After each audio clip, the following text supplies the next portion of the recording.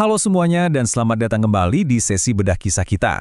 Hari ini kita bakal membongkar habis sebuah kisah super epik dari teks klasik 1001 Malam. Kisah ini nggak cuma penuh dengan keajaiban mitologi, tapi juga petualangan gila melintasi benua dan waktu. Ada raja-raja, prajurit nekat, dan pastinya kekuatan magis kuno yang di luar nalar. Oke, mari kita selami ini. Coba bayangkan, kalian adalah seorang penguasa dunia yang kekuasaannya nyaris tak tertandingi. Apakah rasa penasaran dan ambisi kalian bisa membangkitkan rahasia mematikan dari dasar laut? Jadi begini ceritanya, Khalifah Abdul Malik bin Marwan mendengar sebuah rumor yang langsung memicu rasa penasarannya yang berbahaya. Dia berambisi banget buat mencari dan memiliki guci kuno dari tembaga. Guci yang konon dipakai langsung oleh Nabi Sulaiman buat mengurung jin-jin pembangkang ribuan tahun yang lalu. Biar runtut, kita mulai dari awal. Bagian pertama, Misteri Guci Sulaiman. Kisah kita ini berawal di Istana Megah Damaskus, tempat dimulainya sebuah misi pencarian luar biasa. Di sini kita punya dua tokoh dengan peran yang jomplang banget. Di satu sisi ada Khalifah Abdul Malik.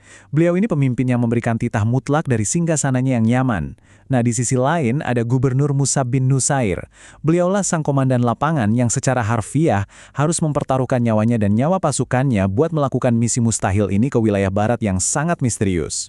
Terus apa sih yang bikin sang khalifah seyakin itu sampai mau repot-repot mengirim ekspedisi? Asistennya, Talib bin Sahal, menceritakan laporan yang bikin merinding. Jadi ada sekelompok pelaut yang nyasar ke sebuah pulau aneh. Di sana, mereka melihat seorang nelayan memecahkan guci tembaga yang tertutup segel timah Nabi Sulaiman. Pas pecah, wuss, asap biru pekat langsung mengepul ke langit membentuk sosok jin raksasa yang teriak-teriak memohon ampun kepada Nabi Sulaiman. Bayangkan dong teror dan rasa takjub pelaut-pelaut itu melihat makhluk purba yang mendadak bebas. Berita inilah yang bikin khalifah langsung menjatuhkan titah ekspedisi. Dengan surat perintah di tangan, kita masuk ke bagian 2, ekspedisi ke ujung barat. Ini bukan sekedar perjalanan biasa loh ya. Skala geografis misi ini benar-benar epik. Perintah turun dari Damaskus, diteruskan ke Mesir, dan akhirnya ke wilayah barat tempat Gubernur Musa bersiap. Buat melewati rute pesisir yang misterius selama 4 bulan, mereka jelas butuh pemandu. Maka, direkrutlah Syekh Abdus Syamad. Beliau ini pengembara tua yang bijak banget, jago bahasa kuno, dan yang paling penting, gak ada takut-takutnya buat menembus wilayah yang belum pernah dipetakan umat manusia. 2 tahun. Ya, kalian nggak salah dengar. Itulah prediksi durasi perjalanan pulang pergi yang sangat menguras tenaga yang harus mereka tempuh. Taruhannya gede banget buat Gubernur Musa. Bayangkan, beliau bahkan harus mengambil keputusan berat buat meninggalkan putranya yang masih kecil, Harun, untuk mengambil alih komando kerajaan. Semuanya demi menjaga wilayah dari serangan musuh selama ayahnya pergi. Mereka benar-benar melangkah buta ke dalam ketidaktahuan. Kita pelankan temponya sedikit di sini, karena penemuan pertama mereka cukup bikin dada sesak. Bagian ketiga, pesan dari Istana Kuno.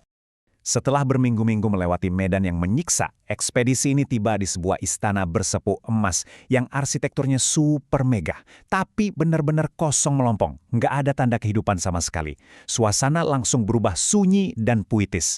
Di atas pintu istana itu, Syekh Abdus Syamad membacakan prasasti Yunani kuno. Maut datang memisahkan mereka dengan kekuasaan, lalu hilanglah semua yang mereka kumpulkan.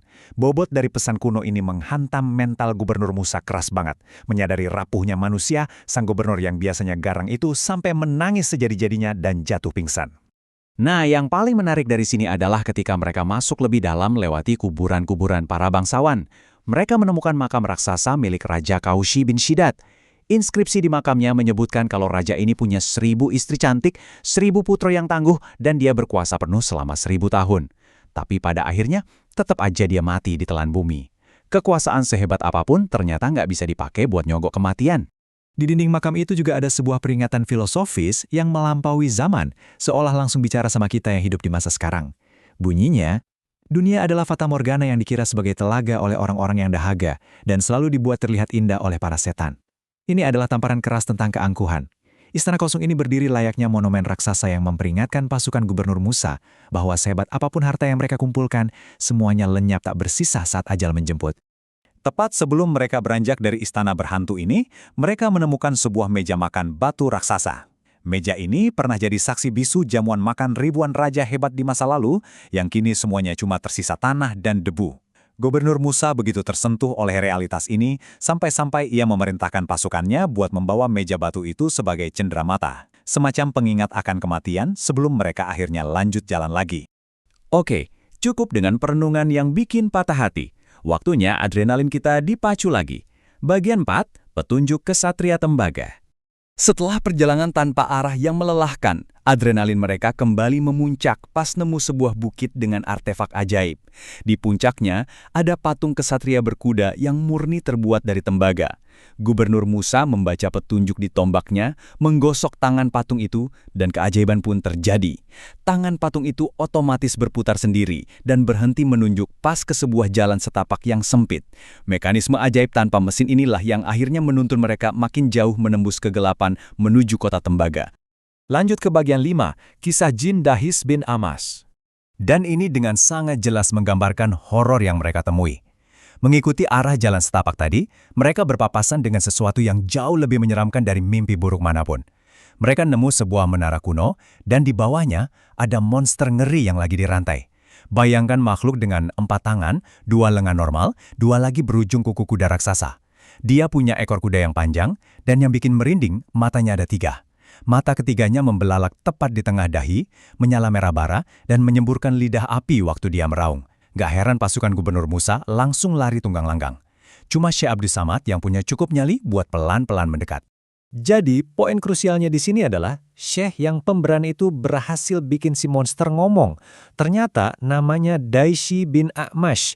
Dia adalah jin pemberontak yang lagi dihukum dan disiksa sampai hari kiamat karena kesombongannya melawan Nabi Sulaiman. Rombongan ini benar-benar baru aja ketemu langsung sama saksi hidup dari sejarah yang lagi mereka kejar. Jin yang kesakitan ini lalu mulai menceritakan flashback masa lalunya yang memicu perang epik ribuan tahun silam. Kita langsung masuk ke kilas baliknya. Bagian 6, pertempuran pasukan Nabi Sulaiman. Tahan napas kalian, karena ini adalah perang skala fantasi yang pernah mengguncang bumi, dan semuanya berawal dari benturan prinsip. Di satu sisi, ada Raja Pulau Penyembah Berhala yang super sombong. Dia terus-terusan dihasut sama bisikan Jin Dahis yang ngumpet di dalam berhala batu akik merah miliknya. Di sisi lain, Nabi Sulaiman memberikan ultimatum mutlak, hancurkan berhala itu, tunduk kepada Tuhan Yang Maha Esa, atau hadapi kehancuran total. Tapi karena kemakan janji palsu dari si Jin Dahis, Raja keras kepala itu malah menolak mentah-mentah dan memukuli utusan Nabi Sulaiman. Parah banget kan? Skala pasukan balas dendam Nabi Sulaiman ini benar-benar nggak masuk akal. Ada lebih dari 1 juta prajurit manusia di bawah pimpinan Menteri Ashif bin Barkia, ditambah lagi 4 juta jin dan iblis yang dipimpin langsung oleh Raja Jin raksasa bernama Dimeriat. Dais menceritakan kengerian mutlak waktu Raja Jin Dimeriat, yang badannya segede gunung itu, dengan santainya menghancurkan pasukan pemberontak cuma pakai tembakan bola api raksasa. Para pemberontak disapu bersih dalam sekejap, dan Dais ditangkap lalu dirantai abadi seperti yang baru aja dilihat sama rombongan ekspedisi tadi. Setelah puas menceritakan penderitaannya, Jin Daishi ini akhirnya setuju buat nunjukin arah yang benar ke kota tembaga. Tapi coba deh kalian pikir, dengan semua kegilaan yang udah mereka saksikan, dari istana makam yang mencekam, sampai jin bermata 3 penyembur api, akankah Gubernur Musa dan pasukannya benar-benar bisa selamat pas masuk ke kota tembaga? Ataukah mereka pada akhirnya cuma bakal mati konyol, jadi sekumpulan tulang belulung, dan berakhir sebagai peringatan tragis yang terukir di batu buat orang-orang di masa depan? Misteri mitologi ini benar-benar bikin kita merenungkan lagi soal takdir dan ambisi. Terima kasih banyak udah seru-seruan bareng saya di sesi bedah kisah kali ini. Tetap penasaran, dan sampai jumpa di pembahasan epik kita selanjutnya.